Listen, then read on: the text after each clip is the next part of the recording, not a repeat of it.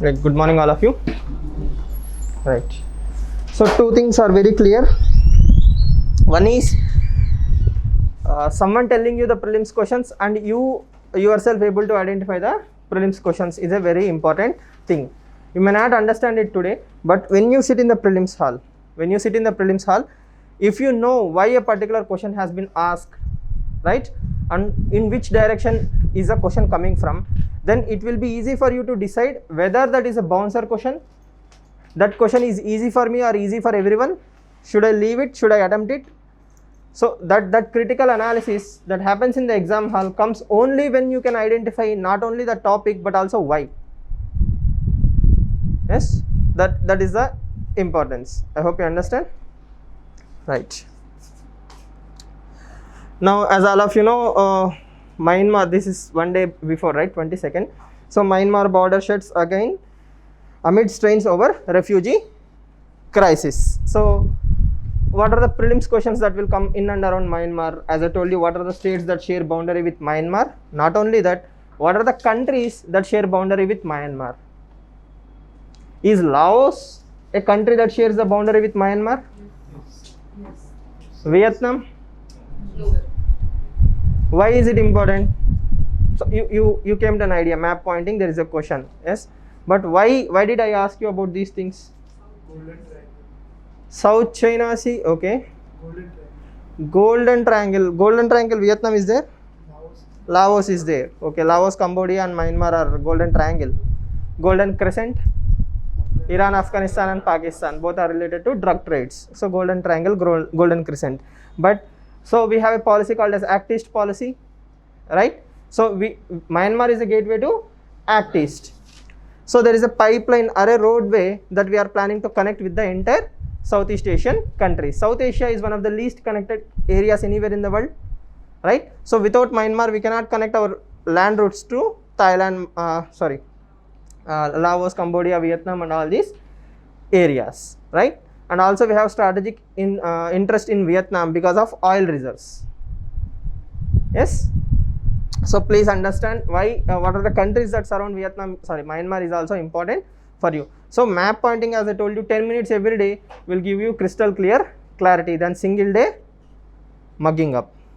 Okay. Next prelims question is worst case scenario. Really worst case scenario is free movement regime. As we have discussed free movement regime, there are two lines. One is you can go up to 16 kilometers across the border and you can stay up to 14 days without any visa. That is the free movement regime, right? So those two lines can be directly statement 1 and statement 2. Yes, for example, we don't, that is one of the suggestions given for Bangladesh also. We can allow migrants to come from Bangladesh, work in India and go back in a limited amount of time. Hunar Hats or border huts. Yes, border huts is one such arrangement, but border huts is different orientation. Now, Chin communities, worst case scenario, really worst case scenario, Chin communities are communities located between Myanmar and India. Yes, so free movement regime is for 16 kilometers, it's for 14 days. So just remember 14 days. Next. So, yes, so for science and tech purpose, you know what is RT-PCR test? Yes. What is the importance of PCR test, and also what is ELISA test? ELISA, E-L-I-S-A. Yes. So why is it important? Yes. Is it only for COVID? Yes, Sharath? It is for HIV/AIDS also. So basically, ELISA test was more or less in the news because of HIV/AIDS rather than COVID. But RT-PCR is one of the most important tests for COVID. And next, what is the significance of Kumbh Mela?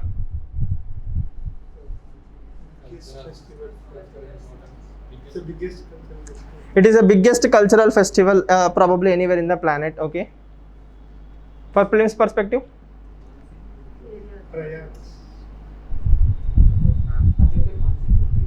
Conducted once in 12 years. Where is it being conducted? Okay, so Kumbh Mela is not conducted in one place, right? Kumbh Mela is conducted in multiple places. What are those multiple places? For geographical map pointing of point of view? Ujjain, Nasik, Trambakeshwar, yes, and Haridwar, Prayagraj or Allahabad. So Prayagraj right now. Yes. Now it is also UNESCO intangible cultural heritage. Kumbh Mela is intangible cultural heritage. How many intangible cultural heritages are there from UN list in India?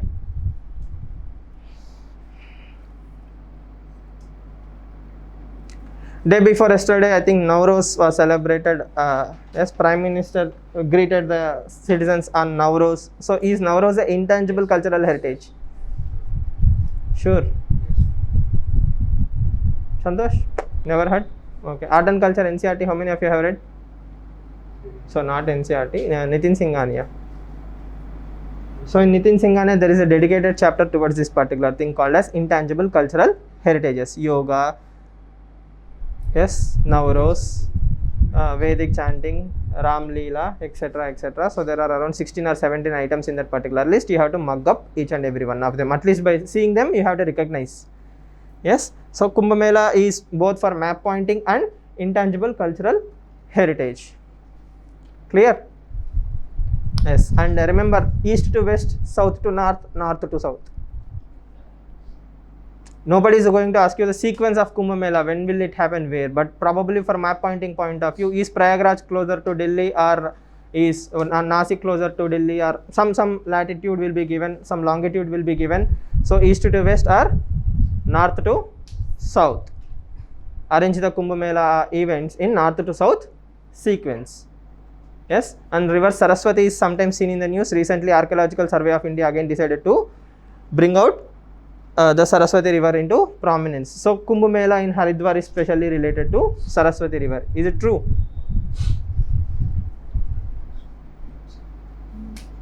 Kumbh Mela. What are the rivers that confluence create Haridwar Kumbh?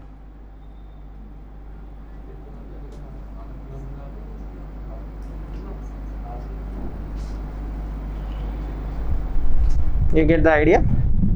Yes, Ganga, Yamuna and Saraswati, right? No, That is one Prayagraj. Okay, fine. Haridwar? Bhagirathi and Alaknanda. Why is Alaknanda is in the news? Uttarakhand glacier outburst. Very good. Yes, so that sequence is important. Like the sequence how Ganga is created is important. Rudraprayag, Devaprayag. So that in north to south, south to north is again important. So we read newspaper, but we have to club the topics. Two map pointing questions. One is Devaprayag, Rudraprayag and all those things. Kumbh Mela at different places, which rivers? Especially in Haridwar. Now it is happening in Uttarakhand, right? So Uttarakhand floods have happened recently. So automatically Alaknanda river and its tributaries gets a prominence. Yes. So which rivers create Ganga? Ganga, as we know, is a culmination of multiple rivers. So what are those rivers? Also get importance. Okay.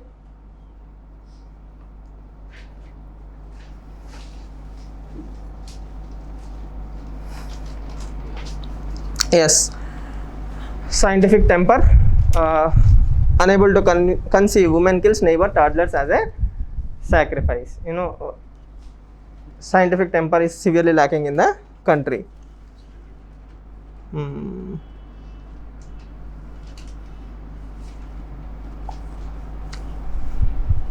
Tantrics. That is a problem, right? Now that is for mains, not for prelims.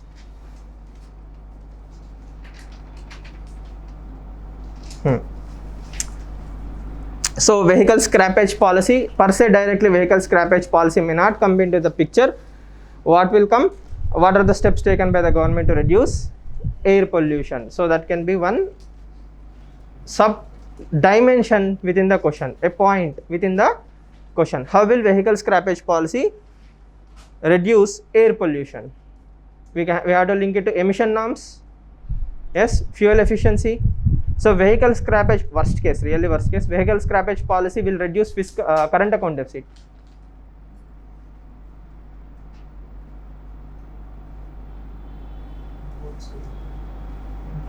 Balance of payments.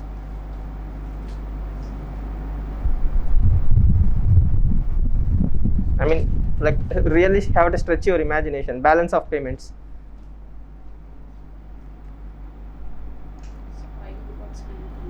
Oil imports can come down. Yes. Vehicle imports may increase. Electric vehicles generation. So we might move towards electric vehicles also. So instead of going for luxurious vehicles, we might go for indigenous vehicles, right? Kia is already there. Tesla is coming. Right? So we are exchanging one scrap for another thing. Yes or no? E-waste might increase in the long run, but again I am saying it's really stretch of imagination. For prelims perspective, I don't see anything worthy of prelims in this particular article. Generally, simply understand science and tech wise lithium batteries and hydrogen as fuel, because government is promoting hydrogen as fuel. So please remember that particular thing. Next, prelims wise, again very difficult question, but interlinked to the Census 2011 and National Population Register Citizenship Amendment Act, CAA, Citizenship Amendment Act. Which countries are involved? Yes, what are the countries that refugees can come to? India. Difference between refugee and migrant can be a statement. Yes, difference between a refugee and a migrant. Migrant and refugee, what is the simple difference? Migrants are more or less legally coming for better socio-economic prospects. Refugee is someone escaping something. There are different types of refugees, right? Political refugees, war refugees, climate refugees, so on and so forth. Now, National Investigation Agency. In 2019, it has been amended. So we expected a question in 2020 paper. It did not come, but it's a evergreen topic. We never know which or when it might come into the news. Yes, National Investigation Agency per se. As all of you know, it was created after 2008 Mumbai attacks, right, as a knee-jerk reaction. But the thing is, it's a pan-Indian body and the amendments have given it extraterritorial jurisdiction. So most important points being that. Now prelims questions can be, what are the offenses that NIA can treat? As cyber attacks. Do cyber attacks come under the purview of National Investigation Agency Act? Yes. Okay. See, because cyber attacks have happened in India recently, Maharashtra case, right? The Chinese cyber attacks. So can NIA be involved in cyber attacks?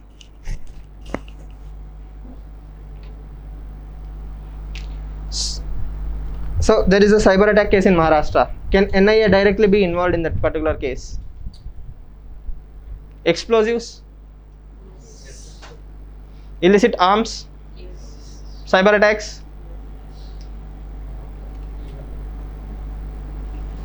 How many of you think yes?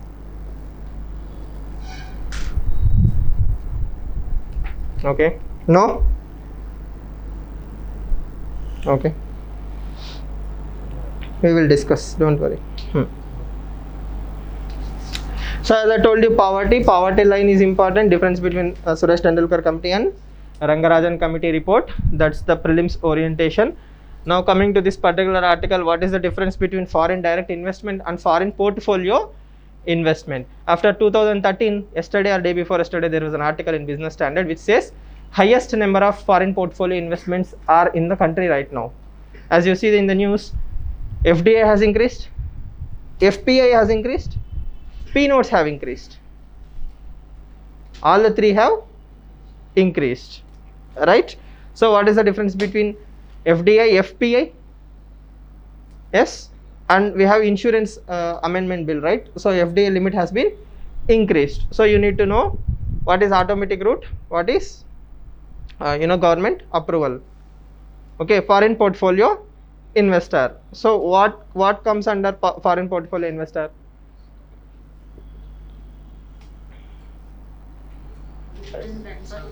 Sorry?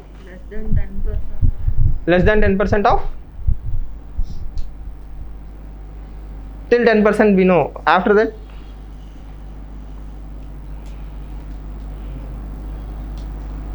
Yes, Sharat? 10% of equity of the company. 10% of equity of that particular company or investment in a particular company can be called as foreign portfolio investment.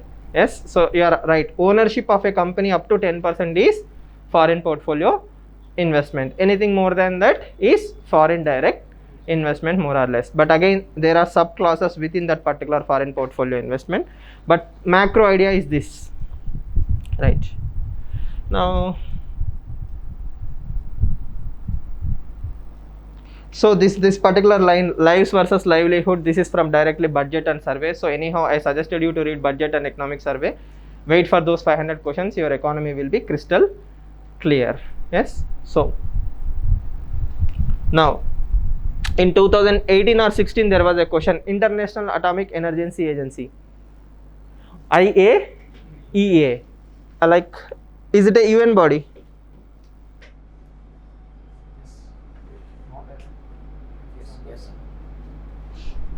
IAEA is a UN body, or is it an independent body which is answerable to UN?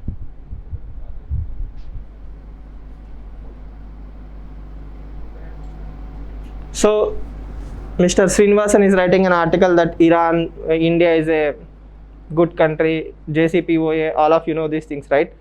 So does India come under IAEA restrictions?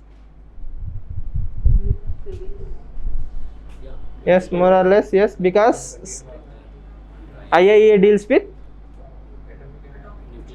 nuclear energy, but for civilian purposes, civilian and peaceful purposes only. But we are not a signatory of national, sorry, what is that? NPT, Nuclear Proliferation Treaty, right? Are we? Is India a signatory of NPT? Yes, Sharad? India is not a signatory, sure? Pakka. NSG? Is India a member of NSG? Aditya? It is trying to get, okay. Okay, so the question in 2018 I think was IAEA in relation to India, what is the additional protocol related to? Okay, so it is about checking the civilian usage, because India is not a signatory, but still we are more than willing to go for IAEA's verifications, right? So that is the only prelims question. Worst case scenario, members of JCPOA, as all of you know, P5+1, and EU is also involved, European Union is involved. Next, no prelims question from that side of the article, but that is for non-disclosure of name of the culprit in relation to Sexual Harassment Act. So that can be a prelims line, just remember this. Sexual Harassment Act does not allow you to disclose the name of the victim, but it has no bar on the disclosure of name of the accused. Okay, the term is accused.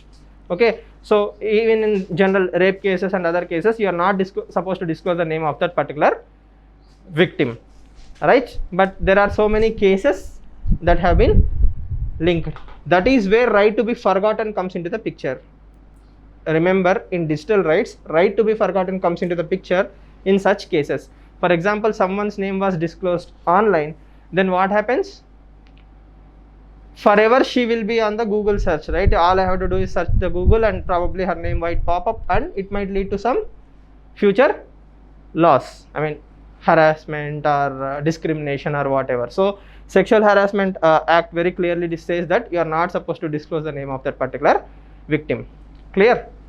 Here the High Court has issued a gag order, gag order, right? You are not supposed to disclose the name of the accused and the victim also. Accused name is no bar. Yes, see, any organization with n number of people should have a sexual harassment complaints board automatically by default. Okay,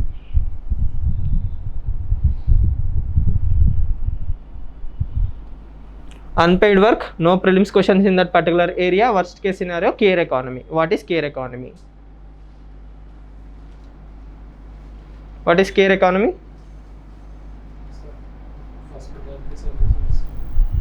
Hospitality. Hospitality within the domestic arena is care economy, more or less. Okay, so all of you have an idea, right? What is the care economy? Upbringing, taking care of seniors, toddlers, children growing up, family chores, everything comes under more or less care economy. It is not used in the calculation of gross domestic product. Or is it? Sure.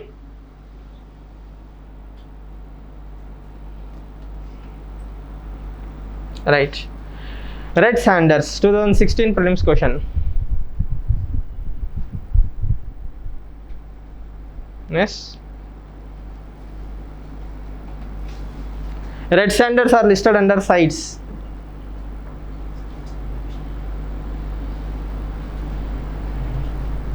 How many appendix are there in sites? Red Sanders comes under?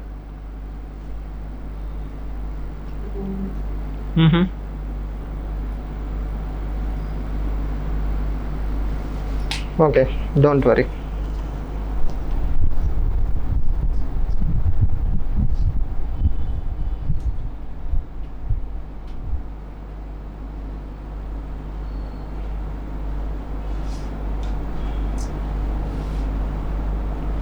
So today is March 23. So as all of you know, Bhagat Singh, Sukhdev and Rajguru were hanged in this particular day. So this happens like on a circular basis, like every year. So prelims question is very hard to come by, but reading that particular chapter of revolutionary in Indian freedom struggle is always helpful. Yes, to make the deaf hear. Yes or no? Who said that? Yes. So what is the occasion he used that statement? I think he was throwing the bomb. Along with whom? Does it start with B?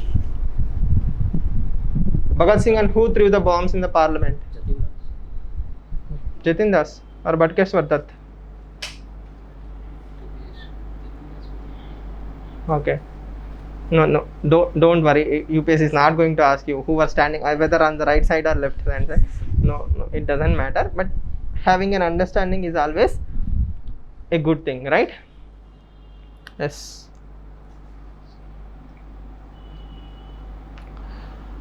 Right. Two questions. One is related to tuberculosis. Anything and everything related to TB is very, very important. TB comes from virus. Sorry? Bacteria. TB comes from bacteria. Sushmita is saying so. I hope all of you know that. No? I don't know. I'm just asking you. Santosh? TB is bacteria only. Pakka? Okay. So what are the associated topics related to TB? Associated topics. Not steps taken by government. MDR, XDR is associated to tuberculosis. What is that? Antimicrobial resistance, extreme drug resistant bacteria. So COVID, as I told you, because of COVID, probably the medication disruption or cycle of disruption has happened for TB patients. That means you are given a continuous series of drugs for a certain amount of time, 1 year or 1.5 years, right? So because of COVID, lockdown and lack of availability of services, the chain is disrupted. So what happens? The bacteria gets used to that kind of medication. So again, after some amount of time, if you start the medication, probably it may or may not be effective.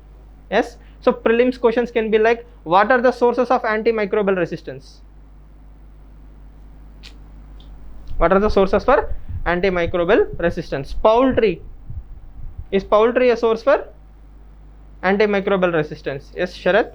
Yes, sir. There was a lot of antibiotics Given to the cattle and the poultry, right? So that is one issue, right? Then automatically that wastage will be going into the water, landfills. Yes, improper usage of medication. Yes, that is when continuation is the steps taken by the government. For example, all medicines are supposed to have the red line. Yes or no? Whenever you go to a medical shop, antibiotics are not supposed to be given to you just like that without prescription. There are some antibiotics which can be given without prescription. That is what WHO AWARE program is all about. WHO AWARE. Yes, clear? So link, your life will become easy. So if you do this exercise for 1 month, after 1 month you won't have any topics. Yes or no? WHO aware is a program which says antibiotics should be given in a restricted and a regulated fashion, and they should be last line of defense. You don't take antibiotics when you have cold. Yes or no? Doctor? You don't take antibiotics when you have cold, right? Why? Antibiotics against bacteria. Cold is a virus. Okay. See, enlightening. Yes. So research institution. Right to health. Right to health. So a polity question can be framed on right to health. Preamble, DPSP, fundamental rights. Supreme Court judgments. Preamble, DPSP, fundamental rights, and Supreme Court judgments. Which of these have implication on right to health?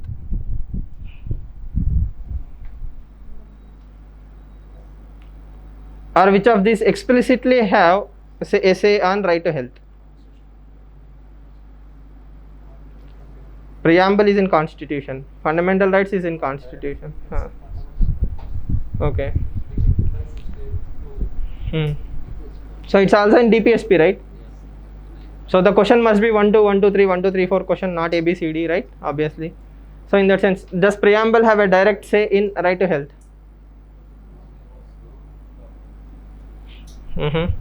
Yes, Sharad? I don't know what preamble, but then we have mentioned in DPSP. Don't use drugs. Nutritional security. Nutritional security also. Okay. And then in fundamental rights we have Article 21. And then Supreme Court judgments which expanded the fundamental rights. Rights to right to health. So Sharath is saying DPSP is done. If fundamental rights are done, Supreme Court judgments are done. All these three things have implications on health. Now what about preamble?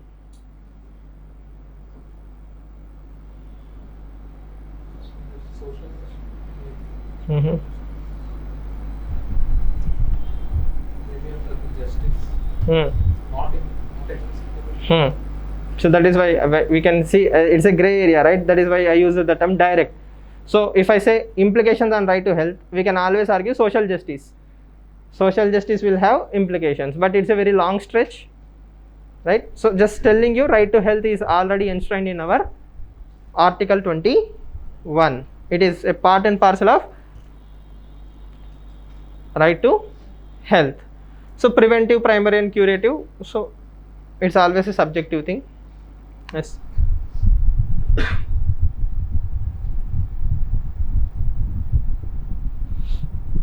So prelims questions, 9- line is in the news related to South China Sea, right? 9- line, 9- in 9 DASHES dashes, 9 dots, 9 dashes line. Okay, so that's a one prelims question, 9 dashes line. Next is, it's an issue between Philippines and China. So at least you need to know where Philippines is and what is the issue with exclusive economic zone. Yes, 12, 24 and 200 nautical miles. 12, 24 or 22?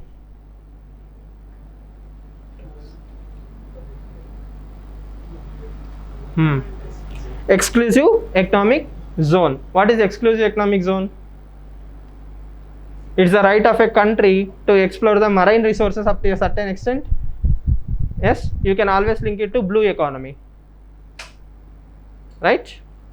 So I hope they won't ask you such trivial details like Palwan Islands or Wishtun Reef, but the thing is you need to know what is exclusive economic zone, yes, what is 9- line, and what is the entire idea or dispute between South China Sea and China and other neighboring countries. Why it is important? Because let's say countries are spread like this, so exclusive economic zones are very difficult to draw, because exclusive economic zones are more or less universal, 200 nautical miles, so they overlap more or less. So then how do I differentiate, like where does my exclusive economic zone stop and yours start? For example, if you take India, now we will see the related articles.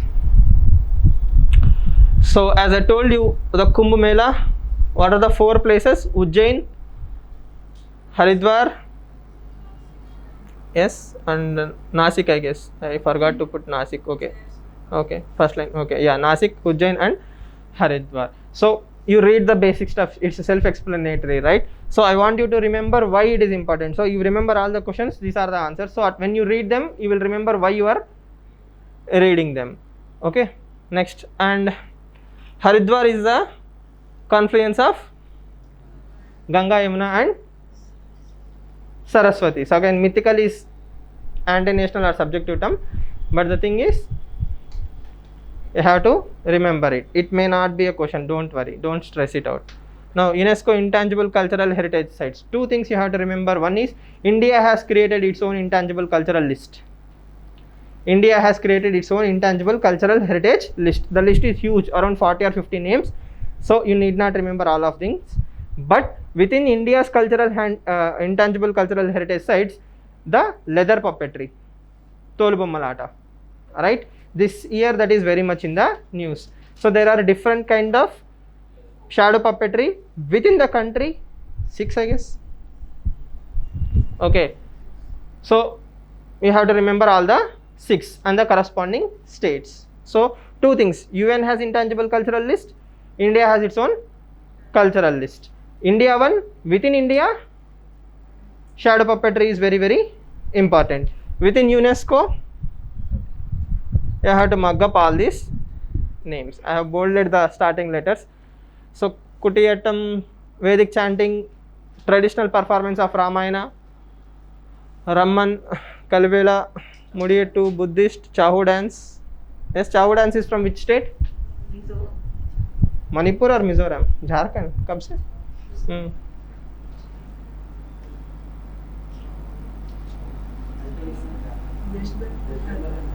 Chahu dance. Yes. Okay. Tomorrow tell me. Buddhist chanting of Ladakh, Vedic chanting. I told tomorrow, right? I told tomorrow. Sankirtana of Manipur. Yes.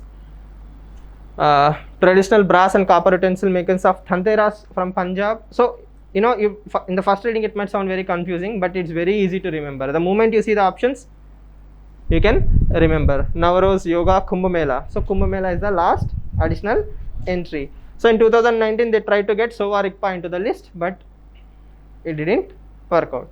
So what is Sowa Rigpa is a important question. Okay.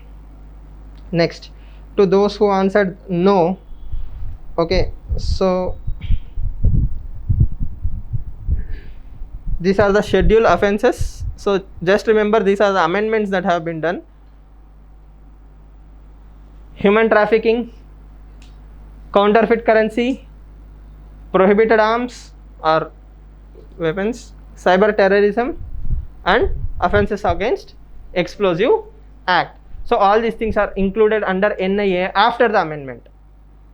After the amendment, be very clear, these are the new things that have been added into NIA Act. Okay, now what other acts are under NIA? The most important thing is Atomic Energy Act. UAPA is there. UAPA is in the news. So that is why UAPA and NIA go hand in hand. Are we clear? So whenever there is UAPA, NIA can be involved. It's not mandatory that NIA should be involved. States can also pursue their own cases, but if need be, NIA can be thrown in without the state's issue. And states can also ask the NIA for help. Remember, it's not only central government. States can request, please come and investigate this particular case. Right. Next. Suppression of terrorism, unlawful activities against Civil Aviation Act. This is about hijack. Alright. Maritime. You get the idea, right? All the major things that have pan-India level implications, NIA come into the picture. So these are the things that have been added in the Amendment Act. Okay. The same corresponds to these 4 lines or these 5 lines. Right. So cyber terrorism do come under NIA. Okay. Again, I have added in depth. So You may or may not read every line that is mentioned in that particular PDF. It's up to you. So jurisdiction of NIA, that is very, very important. Okay. Next, special courts, that is not so important. Next, CBI derives its power from Delhi Special Police Establishment Act. So union territories need not have prior consent from anyone. CBI directly applies to union territories. Why? Union territories are under central government list. So DPSC Act is from the parliament. So automatically the jurisdiction extends till there. But when it comes to state government, consent of the state is mandatory. Okay. Next, this is the exact question that has been asked by UPSC. In the Indian context, what is the implication of ratifying additional protocol in IAEA? So what is the answer? 1, 2, 3 or 4? It should be ABCD.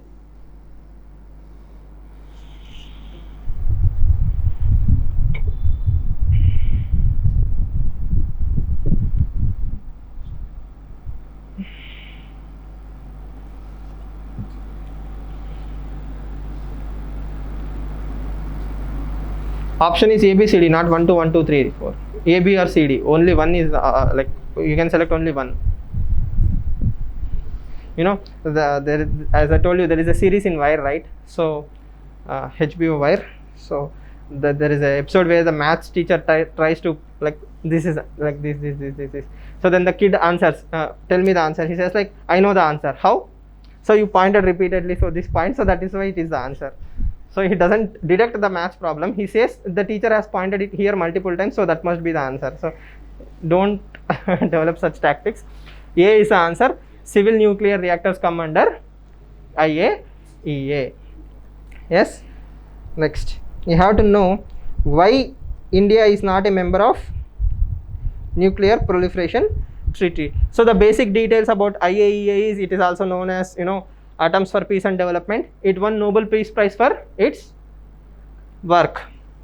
Now, the important thing is India is not a member of Nuclear Proliferation Treaty, along with India, Israel and Pakistan, South Sudan also. So our immediate neighbor is not a member of Non-Proliferation Treaty. India, Israel, Pakistan and South Sudan are not members of Nuclear Proliferation Treaty, but India upholds it in spirit. That is the important lesson you have to take away through no first use policy. And also we have a policy not to use nuclear weapons against non-nuclear countries, right? So India will never use nuclear weapons against non-nuclear country, and also we have no first use policy. So that is why India is safe, right? I mean, India is not a member of NPT, still we are getting the benefits of NPT more or less.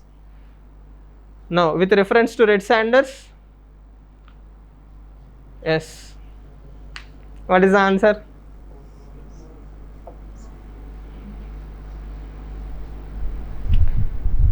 Wrong answers, I will come and start beating you.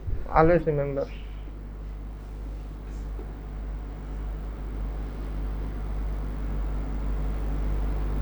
Yes, Sindhu said both.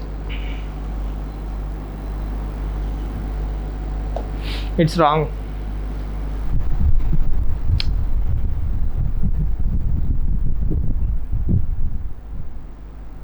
Knowing the topic and knowing the issue are two different things. Yes, Sharath? Very good. It's a deciduous forest, not a tropical forest. So deciduous, right? They lose the leaves in that particular area. Anyone who went to Tirupati and surrounding areas in summer times know that all the leaves are shedding. Yes or no? So there are no such things. So the answer is only part A. Sorry, answer is A only, right? I mean, yeah, one only. You know, one day UPSC will change this order and people will fail. Okay, so like me, I am so used to one is A. So the one day they will put B as A and neither are here as C. Then exam hall, everybody will panic. What happened? What happened? Okay. Now coming to the basic question. Yes, remember it is endemic to southern Eastern Ghats. So, and there are two kinds of sandalwood trees. One is aromatic, the other one is non-aromatic. Red Sanders is not aromatic, so don't confuse it with Mysore, the sandals. And the Red Sanders. So that year specifically, Red Sanders was very much in the news because police officers were killed by the mafia. So it was very much in the news. So that is why UPSC has picked up that particular question. But the tendency is, if it is in the news once, it is always important for UPSC. So it is in the appendix 2 of CITES. So CITES have 3 appendices and appendix 2. One is strict prohibition. If you are listed in under appendix 1, there is no chance of export. 2 is subjected to permissions. Third one is free to export only with mention of origin of the country. If you tell the particular product is coming from particular country, you are free to export it. Okay. One more prelims question is, government has given permission for export of Red Sanders given it is provided from cultivated land. Right? Instead of going to the forest, if you have a estate or something, you grown Red Sanders, protected it luckily, then you can sell it. So develop the habit of reading the entire question. The first thing you do is identify whether it's correct or not correct. That is the ABCD, that is the basics of solving the question. First thing you do in any question is correct or not correct. Then you round off the important points. A tree found in part of South India, obvious. So you don't have to extra think, right, or overthink. Can it be found in Andamans? Okay, he did not say endemic to South India. If he says endemic to South India, then you apply your brain. Why? It can be available in Northeast or Himalayas or some places. But he says it is also found. Right? Then it is one of the most important trees in tropical rainforest. So that is when you apply your geographical knowledge. What are the types of forests in India? Yes, how many types are mentioned in NCERTs? Right? Evergreen. Then you decide and then you come to the answer. It will take you structurally, if you arrive at the answer, 15 seconds. This is a discipline, right? This is a structure. Not correct. A, B, the most important keyword being tropical rainforest. See, is it exclusive? It is. One. It's not, those terms are not exclusive, right? So where does your brain stop? Tree. Yes, obviously, Einstein. You discovered that Red Sanders is a tree. You don't stop there. Where do you actually stop? Somehow these two terms are very important. Yes or no? In line 1 we have already established it is in South India. So I eliminate this. So what is remaining? Core focus area is tropical. So if your brain is spending petrol on these terms, you are wasting your mileage. Yes or no? So spend time on technical terms. If I add the word endemic, then the line 1 becomes very, very important. That is when you spend a lot of energy. If there is no endemic, I don't care even if it's in Pakistan. It is also in South India and Pakistan. I don't care, right? Are we sure? Okay. So next time whenever you see a question, you go for the yes. Then when you come to OMR, make sure you mark A only. That is even biggest hurdle. You have done all these things and marked B, then it's a waste of energy. Clear? You know, you might smile or laugh, but the thing is people actually do this in the exam hall. They mark C instead of B and they come out and slap the head. Sir, I failed by 2 marks. Yes. Yes. Andaman and Nicobar Islands, yesterday question. No, what happened overnight? Yes. So Indonesia is just 160 kilometers in comparison to Chennai. So unless this question was asked, everybody had a different mindset, right? Map. So we imagine Andaman and Nicobar Islands to be somewhere here. Yes or no? Like India very close. We don't scale the maps, right? When we see Andaman and Nicobar Islands, we always imagine it's somewhere here. Yes, we don't actually scale it to the map.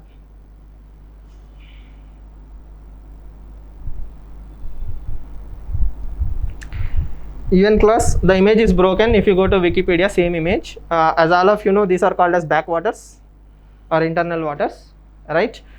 So territorial nautical miles is up to 12 kilometers. Up to 24 kilometers is contiguous zone. Then is exclusive economic zone. Beyond 200 miles is called as high seas. Okay. The advantage of high seas is no jurisdiction. No country can claim to be a sovereign owner of that high seas. So high seas resources are open for all. Whereas up to 200 kilometers, that is more or less the right of that particular sovereign country. Now, for prelims purposes, this table is very, very important. So up to 12 nautical miles, yes, internal waters, full sovereign authority. Technically, territorial waters also more or less full sovereign rights. I mean, you can segregate, but the thing is, it comes under the origin. But foreign vehicles are permitted with innocent passage. They take your permission and they can pass through that particular areas. So Enrica Lexi case, if you remember, the shooting of the fishermen happened in the territorial waters. Next, continuous zones, right? So those are the areas. Up to 200 nautical miles, remember this is the most important term, right of all natural resources in seabed and columns. Anything up to 200 kilometers is right of that particular sovereign nation. Okay, oil is there, I can drill the oil, right? So I can get rich. And remember, it also decides about overflights, not only about sea passage, right? So please remember this table, basic idea, continuous zones. So you can tilt the map if you want it. You can see it in vertical or horizontal direction, or you can see it in this vertical direction, it doesn't matter. The thing is up to 12 nautical miles, very, very important. So who decides this? The most important authority is UN clause. The agreement is United Nations Convention on Law of Sea. UN clause is the one which has decided that these are called as exclusive zones, this is territorial water, and so on and so forth. Now why is it important? If you see the South China Sea, this is Philippines, this is the 9 dash line that China claims. So China claims the sovereign territorial up to that red lines. Okay, but if you see the green line is the one claimed by Philippines. So this gap is the disputed area. So islands, so say Spratly Islands, China is developing ports here. So China is claiming more or less the entire South China Sea, right? But you see, you know, the exclusive economic zones, the territorial claims of these countries overlap. Vietnam is saying up to here, China is saying up to here, right? See, the countries are very, very close. The most obvious solution is bilateral amicable solutions or multilateral amicable solutions. You cannot claim, obviously. But China has, you know, if China claims this island is China's, for example, automatically the red line comes further. Yes or no? But if the mainland China is taken as a base, probably the red line will stop here. So how do you differentiate that? Worst case scenario, I create artificial islands. China. Exclusive economic zones are increased. Clear? So remember that terms, most of the times the terms are important. They will ask you 9 dash line. Why do you hear it in the news? It is in South China Sea. What is exclusive economic zone? Why it is important? Okay. So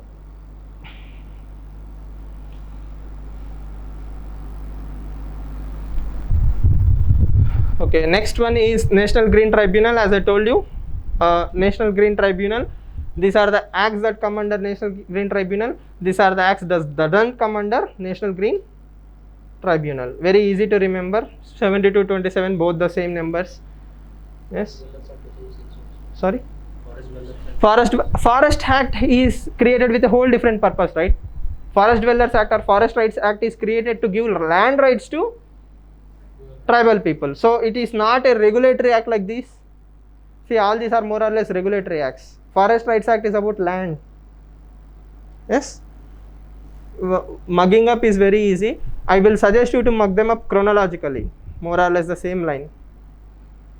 Yes or no? 1974 Water Act, Forest Conservation Act, Air Act, Environment Act. So if you don't remember Environment Act year, remember Bhopal gas tragedy.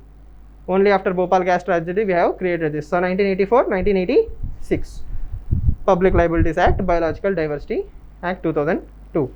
72 and 27 doesn't come under NGT, and NGT works on the principle of natural justice.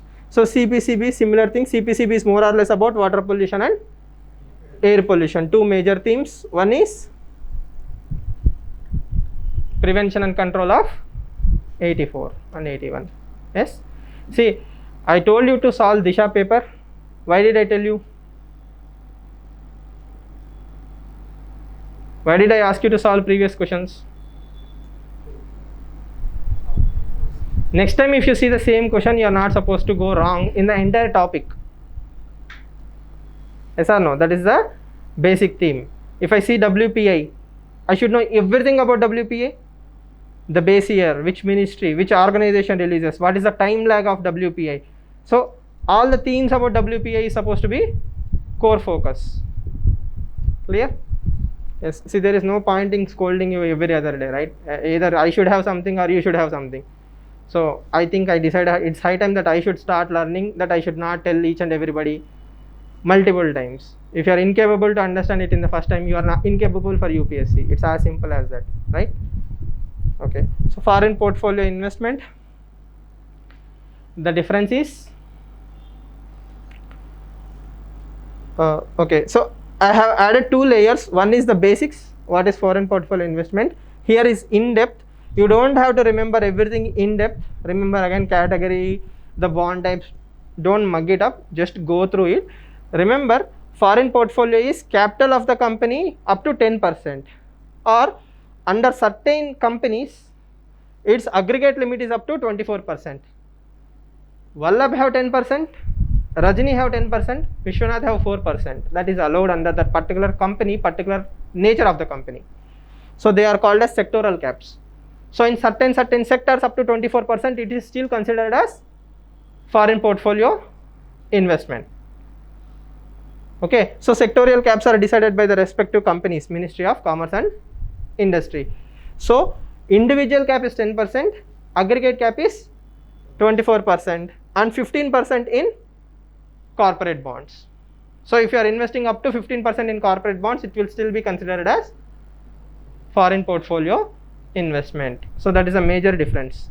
So don't go blindly by 10% of capital of that particular company, but aggregate up to 24 in sectoral cap, or corporate bonds up to 15%. Yes, that's it. Yes, so I will share the PDF, just go through it. As I told you, we don't have to remember every line, every sentence. I have just put everything that I feel is relevant to that particular topic. You can read selective lines, or at least remember the questions, why that particular question is asked. Clear? Yes. So after 1 month, you will hardly find any new topics to go through. All you have to do is revise the value addition part, right? See you all tomorrow.